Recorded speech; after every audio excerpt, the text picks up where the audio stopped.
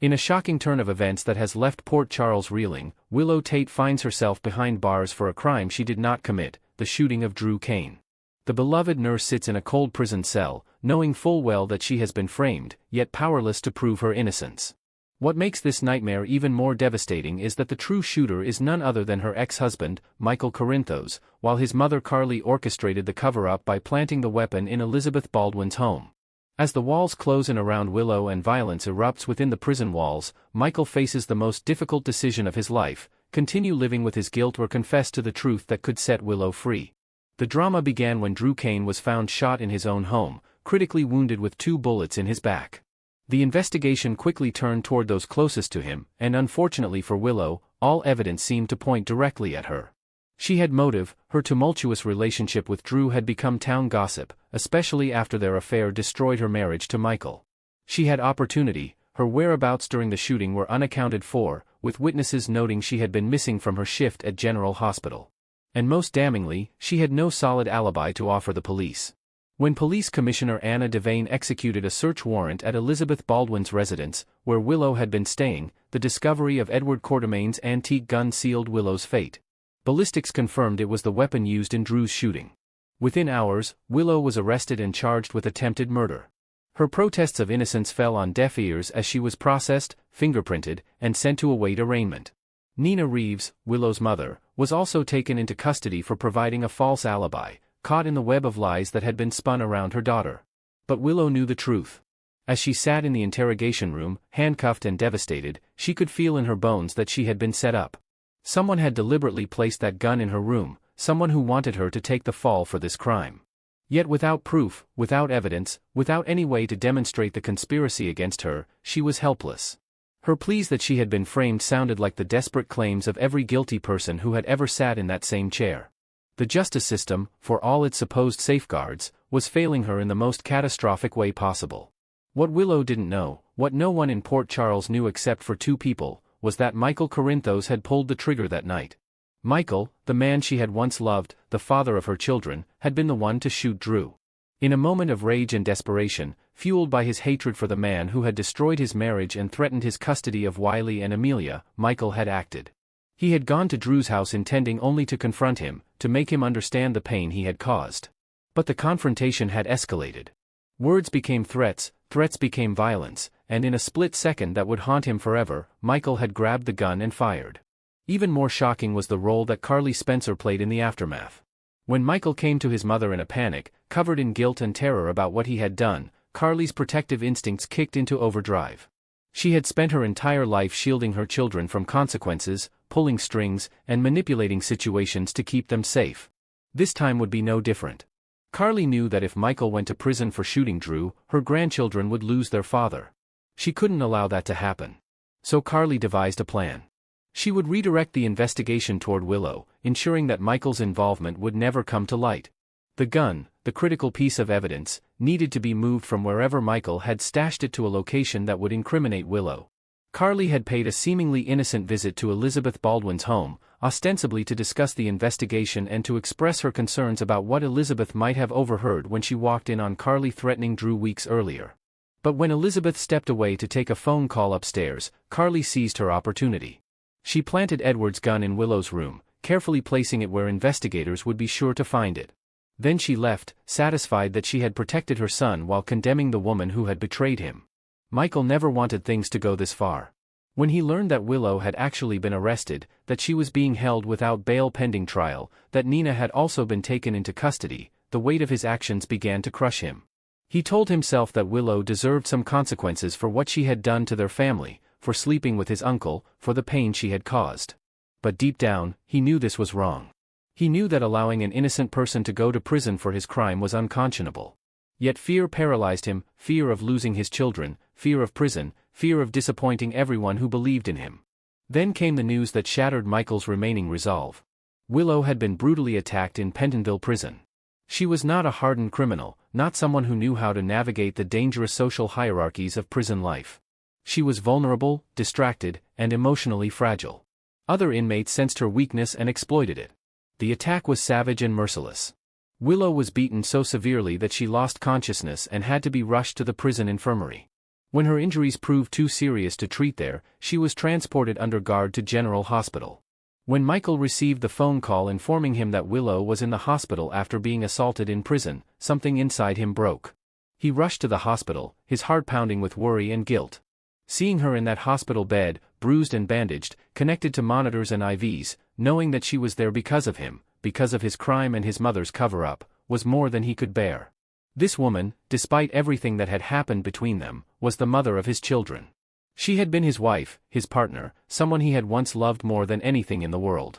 And now she was suffering for a crime he had committed. In that moment, standing outside Willow's hospital room, watching through the window as nurses tended to her injuries, Michael made his decision. He could not allow this to continue. Whatever consequences he would face, whatever punishment awaited him, he could not let Willow remain in prison for his actions.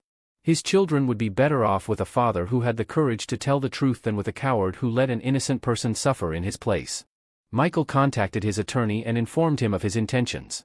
Then he went to the Port Charles Police Department and requested to speak with Police Commissioner Anna Devane and Detective Dante Falconeri, his own brother. The conversation that followed was one of the most difficult of his life. With his lawyer present, Michael confessed to shooting Drew Kane. He explained how the confrontation had escalated, how he had acted in a moment of rage that he immediately regretted, how he had panicked and hidden the gun. He did not, however, implicate his mother in the cover-up. That secret he would keep, at least for now. He could not destroy both his mother and himself in the same confession. The shock in the interrogation room was palpable. Dante, who had suspected his brother might be involved but had hoped against hope that he was wrong, felt a mixture of heartbreak and resignation. Anna, ever the professional, began the process of taking Michael's formal statement while simultaneously arranging for the charges against Willow to be dropped. Within hours, the wheels of justice that had ground Willow down began to turn in her favor. The district attorney's office moved to dismiss all charges against her. By evening, Willow Tate was officially a free woman. The news reached Willow as she lay in her hospital bed, still recovering from the attack. When Drew, who had been visiting her, concerned about the woman he still cared for despite everything, told her that Michael had confessed and that she was being released, Willow could barely process the information. Relief, anger, betrayal, and vindication washed over her in waves. She had been right all along, she had been framed. But the cost had been enormous. She had spent days in jail, had been separated from her children, had been attacked and brutalized, all because of Michael's crime and his cowardice in not immediately coming forward. As Willow prepared to leave the hospital and reclaim her freedom, she knew that this ordeal had changed her forever. The man she had once trusted, the father of her children, had allowed her to be arrested and imprisoned for his crime. Even now, she suspected that more had happened than Michael was revealing. The gun hadn't walked itself to Elizabeth's house. Someone had planted it there, and while Michael wasn't saying who, Willow had her suspicions. The Corinthos family had a long history of protecting their own, and Carly Spencer would do anything for her son. For Michael, the confession brought both relief and terror. Relief that he had finally told the truth, that Willow would be freed, that he had done the right thing. But also terror about what came next. He would be arrested, charged with attempted murder, and likely convicted. He would go to prison, possibly for years. His children would grow up visiting their father behind glass, talking to him through phones, their relationship forever altered by his actions. His business empire would crumble without him at the helm. His reputation in Port Charles would be destroyed. Yet despite all of this, Michael felt something he hadn't felt in weeks: peace. He had carried the burden of his crime and his lies for too long. The weight of watching Willow suffer for his actions had been unbearable. Now, at least, the truth was out. Whatever punishment he faced would be deserved. His children might be angry with him, might not understand for years why he had done what he did, but at least they would know that their father had ultimately chosen honesty over self-preservation.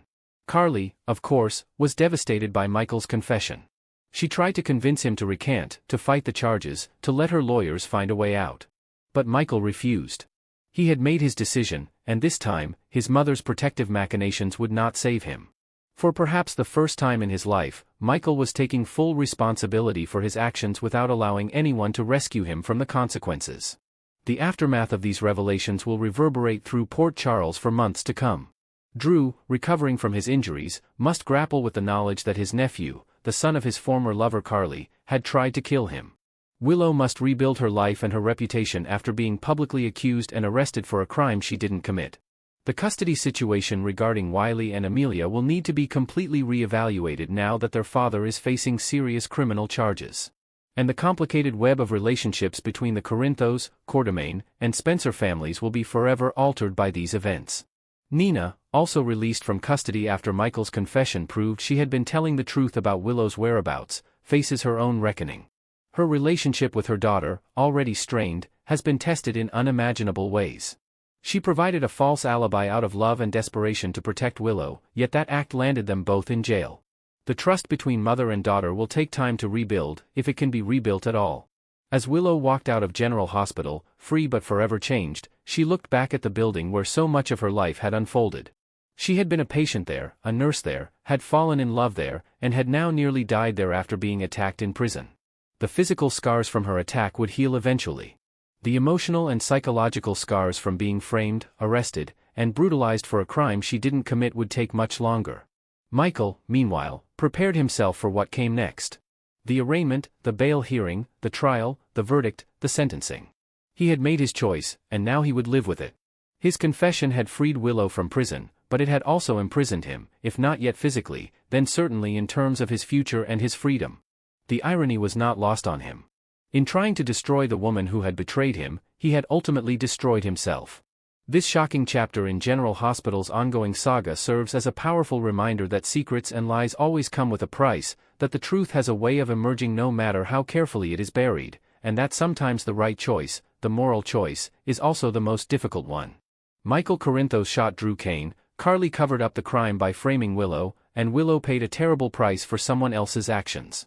But in the end, conscience proved stronger than self-preservation, and justice, though delayed and imperfect, was finally served. The question now is whether Port Charles can heal from this betrayal, whether these families can find a way forward, and whether forgiveness is possible when the wounds cut so deep. One thing is certain, life in Port Charles will never be quite the same again.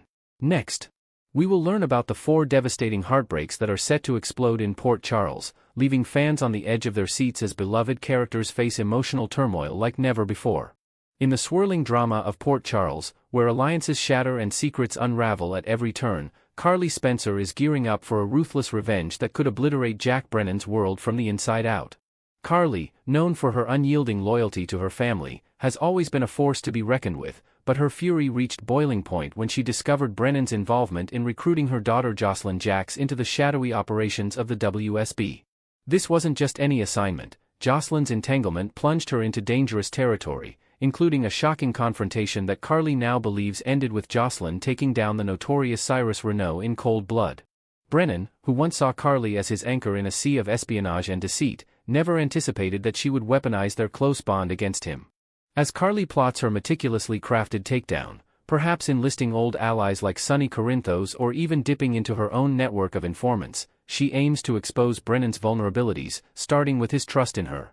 Imagine the scenes unfolding. Late-night confrontations in dimly lit safe houses, where Carly's piercing gaze reveals the betrayal she's harbored, forcing Brennan to confront how his ambitions have cost him the one genuine connection he cherished.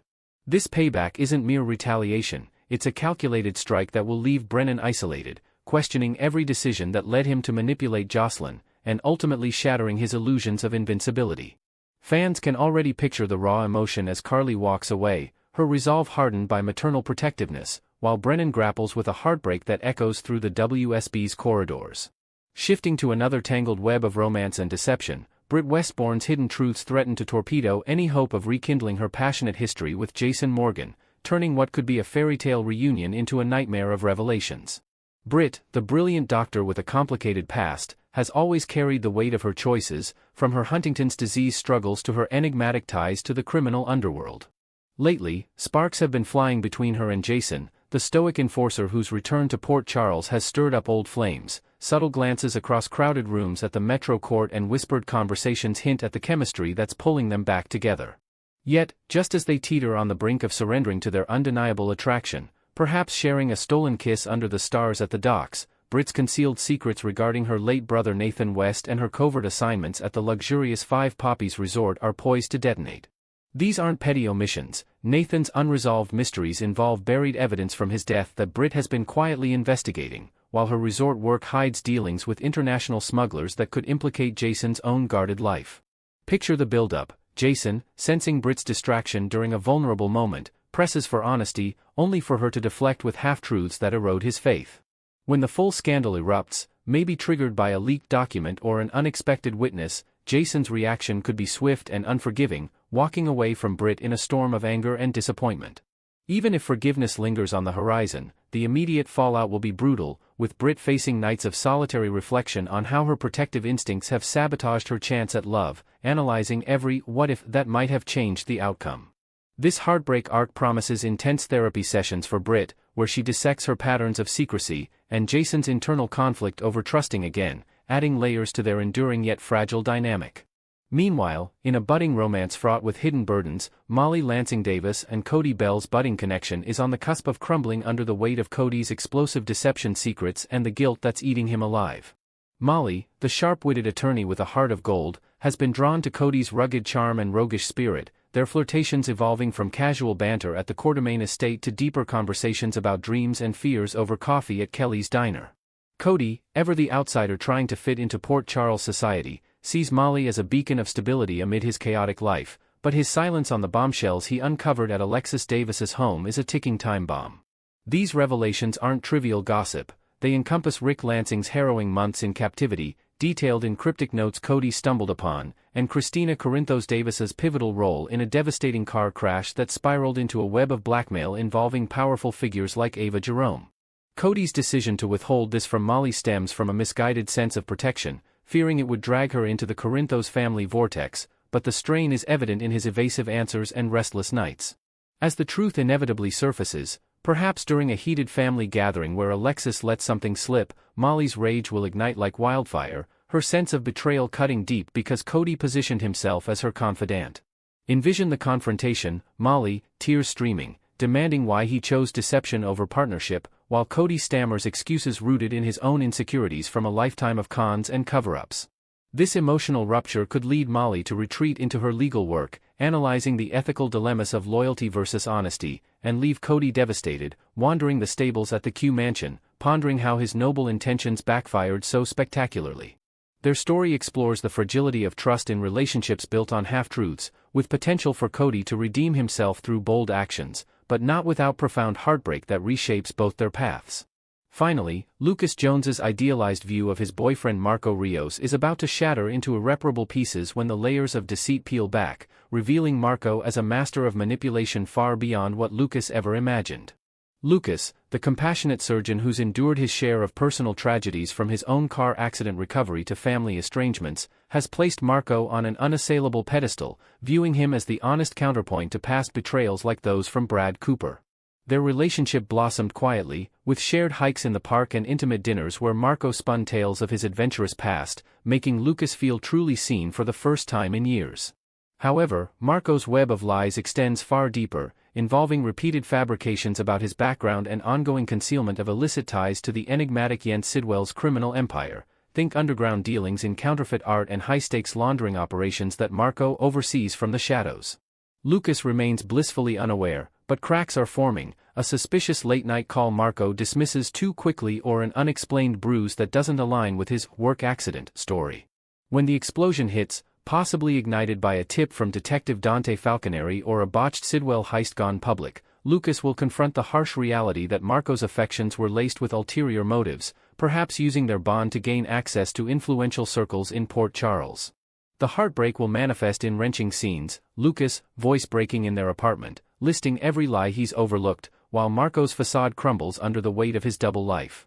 This revelation forces Lucas into a period of self-analysis, questioning his judgment in love and drawing strength from friends like Felix, as he rebuilds his shattered trust.